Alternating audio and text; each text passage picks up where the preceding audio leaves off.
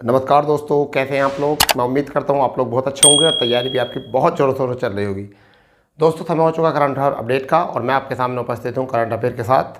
दोस्तों, current affair एक ऐसी मुहिम है जो आपकी सभी परीक्षाओं में जो है आपको आपका स्कोर करने में और भी ज़्यादा मदद करेगा, जिससे कि आपका स्टैटिक और जनरल स्टडीज़ और भी बेहतर हो जाएगी और जिससे आप अपना स्कोर और भी बेहतर कर सकते हो।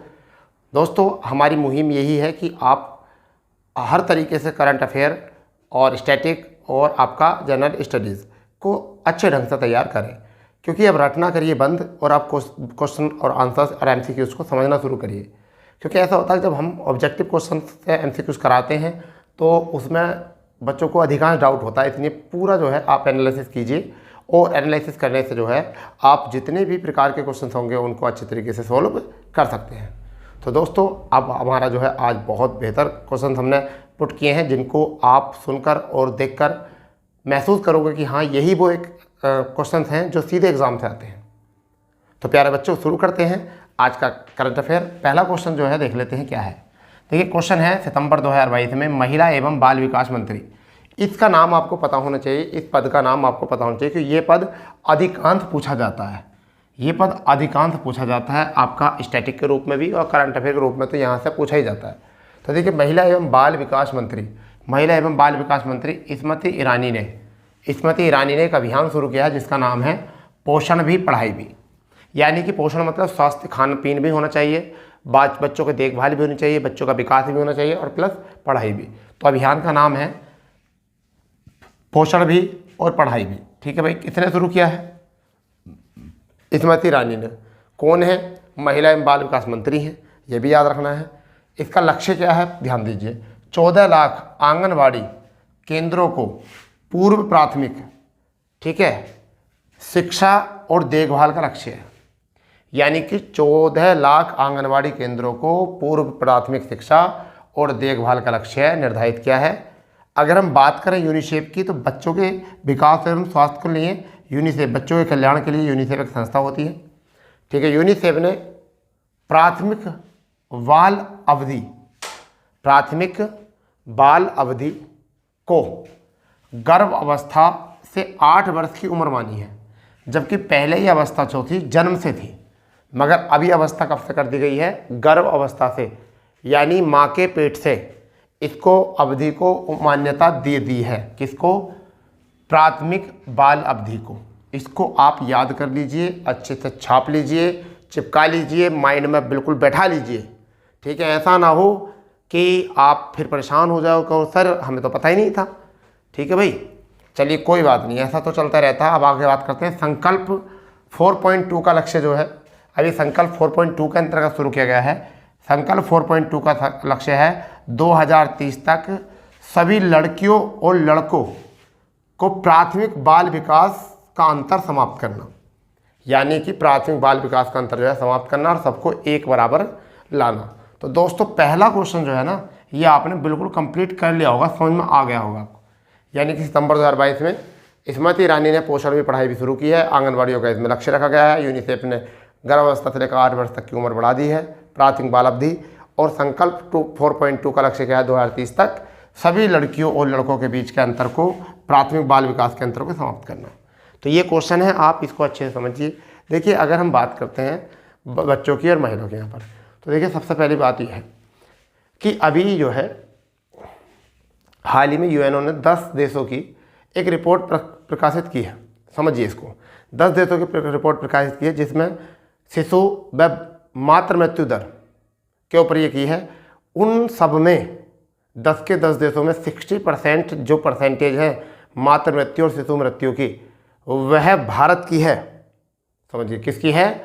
भारत की। अब ये देखिए, इतनी शिशु मृत्यु, मातृ मृत्यु होने के बावजूद भी भारत की जनसंख्या 142 करोड़ के अप्रोक्स पहुँच चुकी है। ये यूएनओ के आंकड़े हैं। ठीक है, अगर भारत में स्वास्थ्य सुविधाएं अच्छी होती, भारत अच्छे तरीके से स्वास्थ्य पर काम करता, मुहिम बहुत चल रही हैं, तो ये जनसंख्या और भी ज़्यादा बढ़ सकती थी। ठीक है, तो ऐसा मान के चलिए कि जनसंख्या विस्फोट हो गया है। 142 करोड़ जनसंख्या के साथ भारत अग्रणी है। ठीक है, चीन को पीछे छोड़ चुका है 29 लाख जनसंख्या से। समझिए, ये यूएनओ के आंकड़े हैं, अभी जनगणना के आंकड़े आने बाकी हैं। ठीक है, 8 अरब जनसंख्या अप्रोक्सली यहाँ पर हो चुकी है। ठीक है भाई, चलिए पहले क्वेश्चन से हम इतनी बातें जोड़ सकते हैं। अब बात करते हैं दूसरा क्वेश्चन क्या है। दूसरा क्वेश्चन क्या है, भारत में पेट्रोलियम एवं प्राकृतिक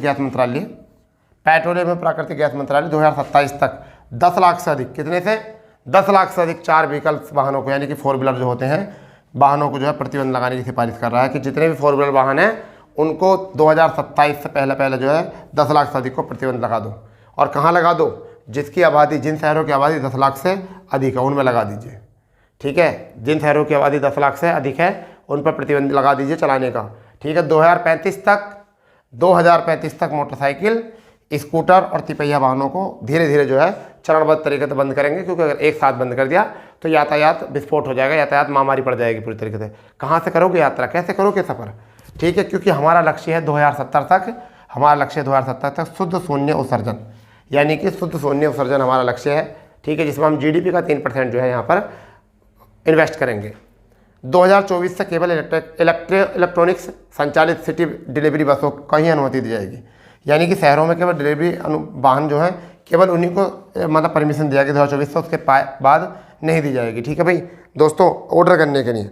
अब बात करते हैं 2035 तक आंतरिक दहन इंजन, यानी कि पेट्रोल और डीजल से चलने वाली आंतरिक दहन इंजन 2 पहिया और 3 पहिया वाहनों को हटाने व EVM को बढ़ाने का एक लक्ष्य निर्धारित किया गया है। तो देखिए हमारा देश जो है ना पर्यावरण को लेकर बहुत सीरियस है, पर्यावरण को लेकर सीरियस है, इस चीज़ को आपको ध्यान करना पड़ेगा। इसका स्क्रीनशॉट ले लो, इसका स्क्रीनशॉट लो, कुछ भी करो कैसे भी करो। ठीक है, मैं हट जाता हूँ बोर्ड से, आप इसका स्क्रीनशॉट ले लीजिए।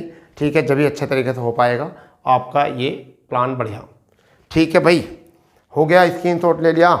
अगर अभी समझ में नहीं आ रहा तो बाद में ले लो, स्क्रीनशॉट ले लेना वीडियो को रोक कर। चलिए अब हम देखते हैं नेक्स्ट क्वेश्चन क्या है हमारा। ठीक है, इसको हम रफ करते हैं। अब नेक्स्ट क्वेश्चन देखते हैं क्या है बेटा।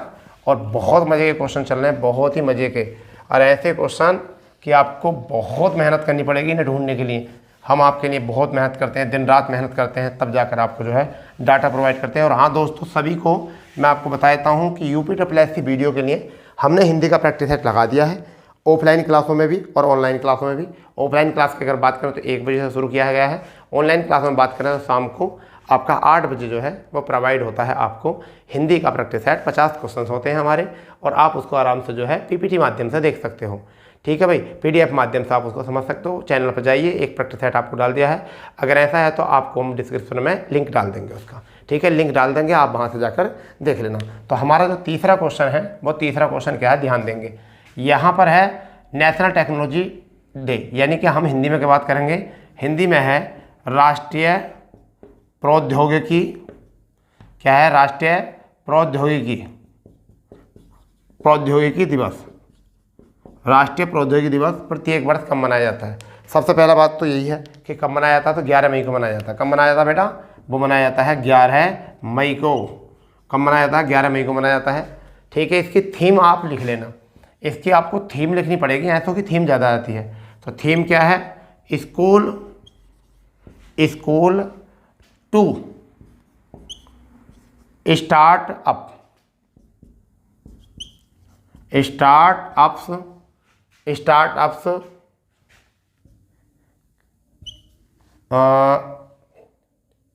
क्या है, इग्नेटिंग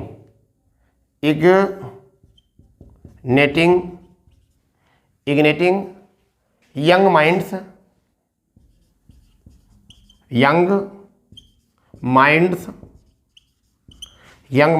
टू इनोवेट, ये इसकी थीम है। School to startups igniting young minds to innovate. अब हम बात करते हैं कि पहली बार जो मनाया गया था, कब मनाया गया था। राष्ट्रीय प्रौद्योगिकी दिवस 11 मई को मनाया जाता है। पहली बार जो मनाया गया था, कब मनाया गया था, तो पहली बार, अगर पहली बार की बात करें तो 11 मई 1999 को मनाया गया था। पहली बार कब मनाया गया था, 1999 को मनाया गया था 11 मई को। अगर हम बात करें महत्व क्या है, इसमें महत्व क्या है, तो देखिए महत्व क्या है। अगर मैं बात करूं तो 1974 में एक परमाणु परीक्षण हुआ था। परमाणु परीक्षण कहाँ पर हुआ था, पोखरण में, जिसका नाम है पोखरण 1। और क्या था, स्माइलिंग बुद्धा। क्या था, स्माइलिंग बुद्धा। क्या था, स्माइलिंग बुद्धा, और ये क्या हो गया था, फेल हो गया था। क्या हो गया था, फेल हो गया था। यूएनओ ने इस पर कवर कर लिया था। इसके बाद में 11 मई 1998 को 11 मई 1998 को पोखरण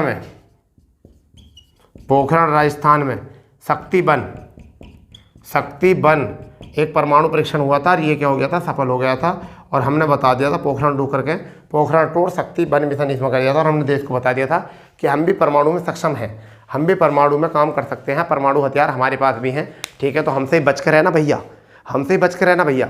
ठीक है, पहली बार हमने विश्व को हिला दिया था इस बात से कि हमारे यहाँ भी परमाणु हैं। ठीक है, परमाणु हथियार हम भी बना सकते हैं, हम भी परीक्षण कर सकते हैं, हम भी धोखे से किसी पर परमाणु बम लगा सकते हैं। ये कब की बात है, 1998 की।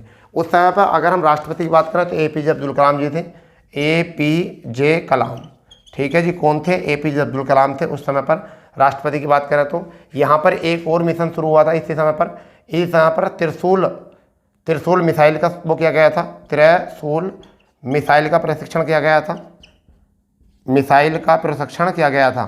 किसका, मिसाइल का प्रशिक्षण किया गया था। और पहले स्वदेशी हंसा 3, पहले स्वदेशी विमान, यानी कि पहले स्वदेशी विमान, किसका नाम, विमान क्या है, हंसा 3 का परीक्षण भी किया गया था। किसका, हंसा का। कितना प्यारा क्वेश्चन है भाई, कितना प्यारा क्वेश्चन। देखिए, राष्ट्रीय प्रौद्योगिकी दिवस 11 मई को मनाया था। थीम जो है वो क्या है, इसकी थीम है school to startups igniting young minds to innovate. पहली बार 11 मई 1999 को, 11 मई 1998 पोखरण 2 हुआ था शक्ति वन के लिए, वो सफल हो गया था। जबकि मई 1974 को पोखरण परीक्षण जो हुआ था, परमाणु परीक्षण पोखरण 1, वो स्माइलिंग बुद्धा, वो विफल हो गया था। और इसी समय APJ अब्दुल कलाम ने त्रिशूल मिसाइल का परीक्षण किया, और पहले स्वदेशी विमान हंसा 3 का परीक्षण किया था। भाई बना लो इसे, बना लो, छाप लो इसको, छाप लो इसको, जल्दी छापो। ठीक है, हम इतना माइक को ठीक कर लेते हैं। ठीक है भाई, छापो इसको। हो गया, बढ़िया।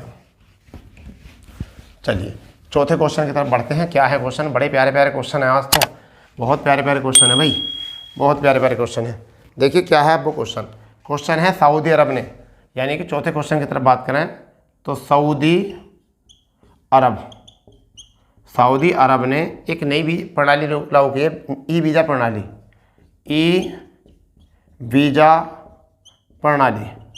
शुरू की है, ई वीज़ा प्रणाली शुरू की है। ठीक है भाई, अब इसमें क्या है कि पहली बात तो है कि ई वीज़ा प्रणाली किसने शुरू करी है, सऊदी अरब ने। दूसरी बात क्या है कि 7 देशों को यहाँ से फ़ायदा होने वाला। इसमें पहला देश तो भारत ही लिख लो, पहला देश क्या लिख लो, भारत। दूसरा देश अगर हम यहाँ से बात करें तो बांग्लादेश लिख लो, बांग्लादेश। ठीक है बेटा, तीसरा अगर देश लिखा तो फिलीपींस लिख लो, फिलीपींस लिख लो। चौथे देश की अगर हम बात करें तो इंडोनेशिया लिख दो, ठीक है। पांचवें देश की अगर हम बात करें, पांचवें की तो जॉर्डन लिख दो, क्या लिख दें, जॉर्डन। छठे देश की अगर हम बात करें बेटा तो मिस्र लिख दो। सातवें देश की अगर हम बात करें तो मिस्र हो गया, जॉर्डन, यूएई हो रह गया, यूएई। ठीक है भाई, यूएई। तो ये 7 देश जो है इस ई वीज़ा प्रणाली से इनको फ़ायदा होगा, क्योंकि बार बार जो है इनको डाटा परीक्षण जो है कराना नहीं पड़ेगा, डाटा ऐड नहीं कराना पड़ेगा। तो यहाँ क्या, Bharat, Bangladesh, Philippines, Indonesia, Jordan, मिस्र और यूएई। ठीक है भाई, छापो इसको, जल्दी छापो इसको। ठीक है भाई, इनको फ़ायदा होने वाला है। ठीक है, और ये कब किया गया है, देखिए ये मई 2023 की बात है, मई 2023 से शुरू किया गया है, यानी कि 11 मई से बात करा गया है। इसको थोड़ा याद रखना, ठीक है, इसको थोड़ा याद रखो भाई। ठीक है, चलो हो गया, कर दे रफ। चलिए चलो आगे देखते हैं। अब यहाँ पर श्रीलंका, यानी कि श्रीलंका, ये बड़ा अच्छा है। श्रीलंका सुप्रीम कोर्ट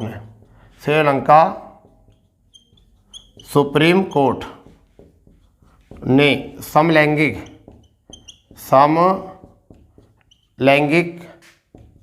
विवाह को अपराध से मुक्त कर दिया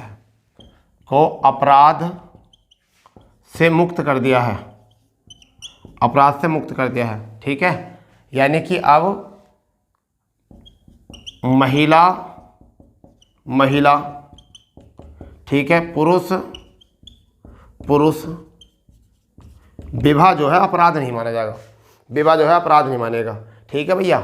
अब देख लो ये, अब ये क्या क्या सबसे पहले की अगर हम बात करें, अगर आपका लग रहा हो कि श्रीलंका में क्या कहा, तो सबसे पहले अगर हम बात करें सबसे पहले तो 2009 में, सबसे पहले 2009 में जो शुरू किया गया था इसको चेंज, वो कहाँ पर किया गया था, नीदरलैंड में। तो सबसे पहले 2009 में कहाँ किया गया था, नीदरलैंड में। क्या भारत बचा हुआ है इससे? ना, बिल्कुल भी ना, भारत भी ना बिल्कुल बचा हुआ। ठीक है भैया। भारत क्यों नहीं बचा हुआ? 17 सितंबर की बात है, वो 17 सितंबर की रात, जब 17 सितंबर 2018 को सुप्रीम कोर्ट ने करी थी घोषणा भारत के कि भारत में धारा कौन सी, 377 हटा दी गई है, धारा 377 हटा दी गई है, और समलैंगिक विवाह को क्या कर दिया था, मान्यता दे दी थी। क्या दे दी थी? मान्यता दे दी थी। ठीक है। महिला, पुरुष और पशु के साथ क्या कर सकते हैं, वो आप संबंध बना सकते हैं। ये धारा 377 में कर दिया गया था। तो छापो इसको भैया, इसको छापो भैया मेरे लाल, छाप लो। श्रीलंका सुप्रीम कोर्ट ने समलैंगिक विवाह को जो है अपराध से मुक्त कर दिया गया है। महिला से, पुरुष से विवाह कर सकता है। सबसे पहले नीदरलैंड ने किया था 2009 में, और 17 सितंबर 2018 को सुप्रीम कोर्ट ने इसको कर दिया था भारत में धारा 377 को समाप्त। तो भारत भी इससे नहीं है बचा हुआ भैया। ठीक है रे, बताओ कोई दिक्कत, कोई शिकवा, शिकायत, परेशानी? ठीक है। बिंदास तैयारी करो, बिल्कुल बिंदास तैयारी करो। ठीक है। आ रही बात समझ में? चलिए कर दे रफ। ठीक,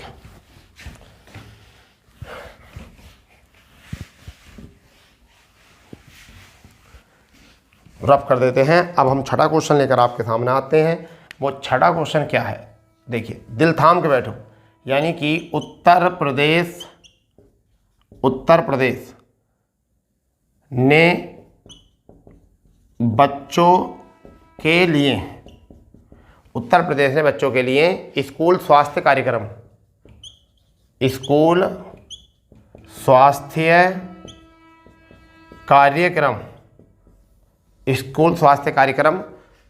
डिजिटल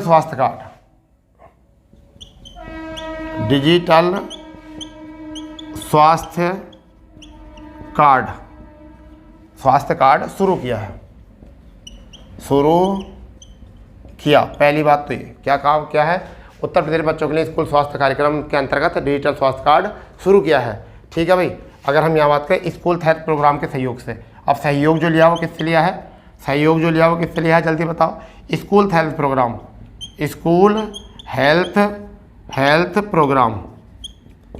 प्रोग्राम के अंतर्गत रखा गया है, सहयोग किया गया। अब अगर हम बात करें यहाँ पर यूपी की, अगर हम बात करें तो यूपी के सीएम जो हैं वो कौन है जी, योगी आदित्यनाथ। ठीक है। राजधानी की अगर हम बात करें तो मेरे लाल लाली अलग पढ़ने होंगे, अलग राज्यों के मेरे लाल लाली, तो उनको देख लीजिए। राजधानी क्या है, लखनऊ है। ठीक है। तो लाल लालियों लिख लो जरा यहाँ से। ठीक है। राज्यपाल जो है वो क्या है, आनंदीबेन पटेल हैं जी। ठीक है जी, आनंदीबेन पटेल हैं। अगर हम यूपी की बात करें, तो क्षेत्रफल की अगर हम यहाँ से बात करें तो कितना है, 240,928 क्षेत्रफल है। ठीक है भाई। अगर जनसंख्या की बात करें, अगर हम बात करें तो 2011 की जनगणना के अनुसार 1998 1 2 3 4 1 इतनी जनसंख्या यहाँ पर है। यहाँ पर जनसंख्या क्षेत्रफल की दृष्टि से स्थान तो क्या है आपका, क्षेत्रफल की से चौथा स्थान है। ठीक है जी। जबकि विश्व में जनसंख्या के स्थान से पांचवा सबसे ज़्यादा जनसंख्या वाला है। पांचवा जो है सबसे ज़्यादा जनसंख्या वाला है। अगर जनसंख्या के मामले में देखें, राज्य की दृष्टि से जनसंख्या के मामले में, तो नंबर 1 पर है यूपी। ठीक है। नंबर 1 पर है यूपी, इतनी बात यहाँ से याद रखो। ठीक है भाई। यूपी के 8 ज़िले जो हैं वो आते हैं एनसीआर में। 8 ज़िले कितने आते हैं एनसीआर में। और ठीक है भाई। और 10 जो ज़िले हैं वो किस में आते हैं, 10 ज़िले जो आते हैं वो किस में आते हैं, स्मार्ट सिटी में आते हैं। तो वो हम बातें बता चुके हैं। इसको छाप लो, जल्दी से छाप लो इसको, सबको छाप लो इसको। ठीक है भाई। अगर हम बात करें यूपी की, तो लोकसभा सीटें जो हैं यूपी में कितनी हैं, वो 80 हैं लोकसभा सीटें। 31 हैं राज्यसभा सीटें, 403 हैं विधानसभा सीटें, 100 हैं आपकी विधान परिषद सीटें। इनको भी छापो। लोकसभा सीटें कितनी हैं? 80, राज्यसभा सीटें 31, विधानसभा सीटें 403 और विधान परिषद सीटें हैं 100। ठीक है भाई, ये भी याद रखो, ये भी यहाँ से याद रखो। अब यूपी को तो बताने को पूरी यूपी है, ठीक है, तो इतना तो ऐसा तो पूरा बोर्ड भर दूंगा मैं यहाँ पर, ठीक है, कई बार बोर्ड कर दूंगा तो, मगर यहाँ ऐसा कोई काम नहीं है। ठीक है भाई, चलिए क्लियर, कोई दिक्कत, कोई शिकवा शिकायत, कोई परेशानी नहीं होनी चाहिए। ठीक है भाई, चलिए 7वें प्रश्न की तरफ चलते हैं। 7वें प्रश्न की तरफ, 7वां प्रश्न क्या है हमारा? पाकिस्तान का आर्थिक संकट। 7वां क्वेश्चन जो है वो क्या है? पाकिस्तान का आर्थिक संकट। आर्थिक संकट, ठीक है भाई, पाकिस्तान का आर्थिक संकट। अगर मैं पाकिस्तान की वर्तमान मुद्रास्फीति ज़रा देखूं, अगर मैं पाकिस्तान, अब तो हंस लो, पाकिस्तान की मुद्रास्फीति, ठीक है भाई, मुद्रास्फीति कितनी है? 36.4%। अरे बाप रे, 36.4%। इतनी महंगाई, इतनी महंगाई, हमारा तो 7-8% पर निकल जाता दम। हम सरकार को कोसने लगते हैं, मोदी जी के ऐसे, मोदी जी ऐसे। देखिए पाकिस्तान की हालत देखो कितनी बुरी हो गई है। ठीक है ना, सीखो, कुछ सीखो, अपनी सरकार की रिस्पेक्ट करो। ठीक है, सीखो अब ज़रा। ठीक है भैया, पानी, मतलब अगर हम बात करें कि पानी नहीं मिल रहा वहाँ पीने के लिए लोगों को, सही, ठीक है, हमारे यहाँ तो पानी की व्यवस्था भी करा रहे हैं, हर घर नल योजना शुरू कर दी गई है, वहाँ बीमारी से लोग मर रहे हैं, हमारे यहाँ स्वास्थ्य कार्ड बन रहे हैं। ठीक है भाई, तो देखो क्यों हमारे यहाँ जो है ना, लोग जो है भेड़ चाल ज़्यादा चलते हैं। भेड़ चाल का मतलब क्या है कि लोगों को जो है ना बस कुछ नहीं पता। ठीक है, वो भारत कुछ क्यों नहीं पता, मेरे लाल लाली सुन लीजिए, उनको ये तो पता है नहीं कि नेशनल लेवल इंटरनेशनल लेवल क्या है। बस जैसे किसी ने क्या, उनके दिमाग में ऐसे फिट हो गया, समझ गया नहीं, उनको नहीं पता कुछ भी। ठीक है, तो मेरे दोस्तों, जब तक आप किसी भी चीज़ की हकीकत, आप पढ़े लिखे हो, आप ये बताइए, अगर आपको माइंड अपने आप यूज करना नहीं होता तो परिवार में एक ही माइंड दे दिया करते, उसी के माइंड से चले करते। तो इस बार न गॉड अल्लाह, इस बार सब इन्होंने क्या बताया, सब एक ही हैं। इन्होंने क्या किया, हर एक व्यक्ति को अलग अलग माइंड क्यों दिया, क्या हर एक आदमी अपने अपने माइंड का अलग प्रयोग करे। तो ऐसा नहीं है कि किसी का बताने से आप क्या करोगे कि भारत में ऐसा, भारत में ये वैसा। देखिए कंपेयर करके देखिए, मुझे बोलने को मजबूर कर दिया आपने। पाकिस्तान की कंडीशन क्या है? 36.4% मुद्रास्फीति है। और देखो इसके चलते क्या कर रहा, 75 वर्षों में पहली बार ऐसा किया कि हज का जो ऐसा मान के चलो, सॉरी, अगर मैं यहाँ पर बात करूँ, हज कोटा मान लीजिए, यानी हज कोटा जो है वो पाकिस्तान ने वापस कर दिया है। हज कोटा जो है पाकिस्तान ने क्या कर दिया, वापस। किसे कर दिया है? सऊदी अरब को, क्योंकि महंगाई बढ़ रही है। अब हज कोटे से क्या है, बहुत सारे हज़ारों लोग जो हैं अब हज नहीं जाएंगे। लगभग बताया जा रहा है कि 8,000 लोग जो है, 8,000 लोग हज नहीं जा सकते पाकिस्तान से, इसके चलते, हज कोटा वापस करने के चलते। और इससे अगर हम बात करें तो भैया आप ये समझ लो, सरकार को जो है ना 24 मिलियन अमेरिकी डॉलर का फ़ायदा होगा। ठीक है, इतना फ़ायदा होगा सरकार को। किसको? ये पाकिस्तान की सरकार को। इस वजह से उन्होंने सोचा कि कहीं ना कहीं से तो फ़ायदा लो, तो उन्होंने हज कोटा ख़त्म कर दिया, सरेंडर कर दिया हज कोटा के साथ, सऊदी अरब को वापस कर दिया। भैया हम ना भेज रहे अपने यहाँ से, क्योंकि हमारे पास इतनी सुविधा नहीं कि हम इस चीज़ की भी मतलब जिम्मेदारी उठा सकें। तो कितने डॉलर का फ़ायदा हो गया यहाँ से? 24 मिलियन अमेरिकी डॉलर का फ़ायदा हो गया इस तरीके से करने से। तो देखिए, ये पाकिस्तान है, आपकी आस्थाओं से खेल जाएगा महंगाई बढ़ते हुए। ठीक है, आपकी आस्थाओं से खेल जाएगा। ठीक है, आप इसे करिए ज़रा, हम पानी लेकर आते हैं। ठीक है, पानी लेकर आते हैं, आप ज़रा इसको नोट करिए। ठीक है, ये आस्थाओं से खेल जाएगा तुम्हारे, ये पाकिस्तान है। ठीक है, सही हो तुम इंडिया में हो। ठीक है भैया, कहते हैं कि ये वो ऐसा, हमारा भारत महान। ठीक है, ऐसे महान नहीं है, देख लो महानता के गुण। ठीक है, क्या है? ठीक है भाई, चलो नोट करो इसको भी।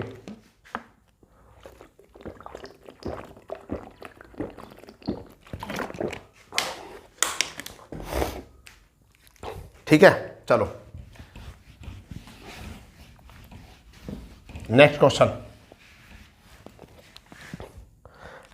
है पिट्सबर्ग जलवायु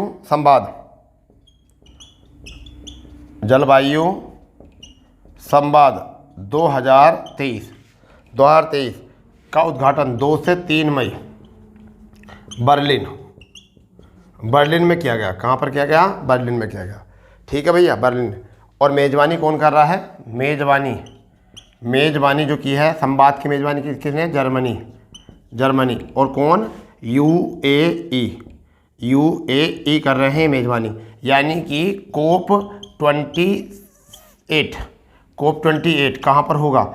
ये होगा नवंबर दिसंबर। यानी कोप 28 कब कहाँ होगा? ये होगा नवंबर दिसंबर में। यानी कब होगा? नवंबर दिसंबर में भैया। यानी नवंबर दिसंबर का मतलब यहाँ पर 30 नवंबर से, 30 नवंबर से और 12 दिसंबर तक, 12 दिसंबर 2023 में। और कहाँ पर होगा? दुबई में होगा, दुबई में होगा ये कोप 28। अब कोप 26 कहाँ पर हुआ था? कोप 27 जो हुआ था, सॉरी कोप 27 जो हुआ था वो कहाँ पर हुआ था? वो हुआ था मिस्र में। कहाँ पर हुआ था बेटा? मिस्र में हुआ था। ठीक है भाई। तो पहला इसे क्या कहते हैं? कोप को क्या कहते हैं? कोप को क्या कहते हैं? Conference of parties, conference of parties, ये कहते हैं इसको, कोप को। ठीक है। पहला जो बैठक हुई थी, पहली जो हुई थी वो पहली हुई थी 1995 में। और कहाँ पर हुई थी? कहाँ पर हुई थी पहली बैठक? ये आई थिंक पहली बैठक जो हुई थी, चलो देख कर बता देंगे एक बार, कमेंट्स कर दो आप इस पर। ठीक है, 1995। ठीक है। अगर भारत में एक ही हुई है, भारत में एक ही हुई है, वो भी क्या हुई है? कोप 8। भारत में एक ही बैठक हुई है अभी तक, कोप 8। और वो कहाँ हुई है? कब हुई है? 2002 में। और कब हुई है भैया? वो हुई है न्यू दिल्ली। ठीक है, न्यू दिल्ली में हुई है। तो पहले इसे समझो क्या है। इसे कॉन्फ्रेंस ऑफ पार्टीज़ है। ठीक है, जलवायु के लिए जलवायु संवाद होता है इसमें। और ये संवाद के लिए तो बर्लिन में हुआ है और जर्मनी में बर्लिन। जबकि कोप 28 जो होगा नवंबर से दिसंबर के बीच जो होगा दुबई में होगा, यानी कि यूएई में होगा। ठीक है भाई। 27वां जो हुआ था कहाँ पर हुआ था? मिस्र में हुआ था। कॉन्फ्रेंस ऑफ पार्टीज बोलते हैं। पहला जो हुआ था 95 में हुआ था। और कोप 8 जो हुआ था 2002 में नई दिल्ली में। भारत में केवल एक ही हुआ है, भारत में एक हुआ है। इसका मतलब क्या होता है? कोप में जलवायु को बढ़ावा देना। क्या होता है? जलवायु को बढ़ावा देना। और यहाँ पर वैश्विक तापमान को कम करना। क्या करना होता है? वैश्विक तापमान को कम करना होता है बेटा। वैश्विक तापमान का मतलब है कि भारत में, यानी कि असमान के लिए वैश्विक तापमान का मतलब होता है ग्लोबल वार्मिंग को कम करना। और ग्लोबल वार्मिंग कब होगी? जब कार्बन डाइऑक्साइड की मात्रा बढ़ जाएगी। और कार्बन डाइऑक्साइड की मात्रा कब बढ़ जाएगी? जब जितने भी हमारे यहाँ पर एसी, फ्रिज, कूलर जितने भी हमारे यहाँ बढ़ेंगे, जितना भी हमारा कार्बन का प्रयोग होगा, इतने हमारी कार्बन डाइऑक्साइड बढ़ेगी और वैश्विक तापमान भी बढ़ेगा। तुम देखो हर दिन, हर साल जो है देश में कार्बन डाइऑक्साइड की मात्रा बढ़ रही है, यानी वैश्विक तापमान बढ़ रहा है। ठीक है भाई, वैश्विक तापमान बढ़ रहा है। तो इसका उद्देश्य होता है वैश्विक तापमान को कम करना। वैश्विक तापमान को कम करना इसका उद्देश्य होता है। छाप लो इसको, बिल्कुल अच्छे से छाप लो, बना लो बिल्कुल इसको अच्छे से। ठीक है भाई, बिल्कुल डंके के चोट पर क्वेश्चन को बना लो इसको। ठीक है, बिल्कुल बचना नहीं चाहिए इसमें से क्वेश्चन कोई भी। ठीक है, यहाँ से चलिए नोट कर लिया आपने। चलिए नेक्स्ट क्वेश्चन देखते हैं। नेक्स्ट क्वेश्चन देखते क्या है। नेक्स्ट क्वेश्चन सारे क्वेश्चन मोती की तरह पिरो देंगे हम आपको। ठीक है, ऐसा बनाया है बिल्कुल क्वेश्चन एक एक। तो देखिए अब जो है ना, अब जो है क्वेश्चन जो है वो बहुत इंपॉर्टेंट है। परमिंदर, नाम सुना होगा, परमिंदर चोपड़ा, परमिंदर चोपड़ा को सार्वजनिक उद्यम चैन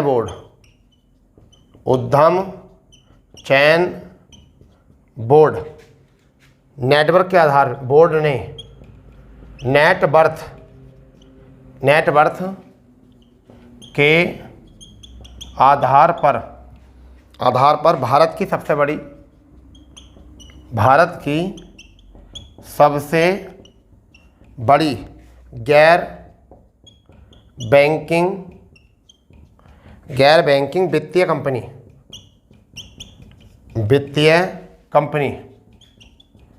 कंपनी कौन है? पावर फाइनेंस कॉर्पोरेशन,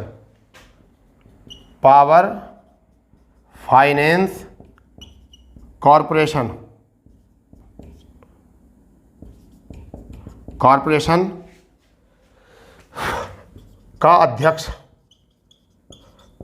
का अध्यक्ष एवं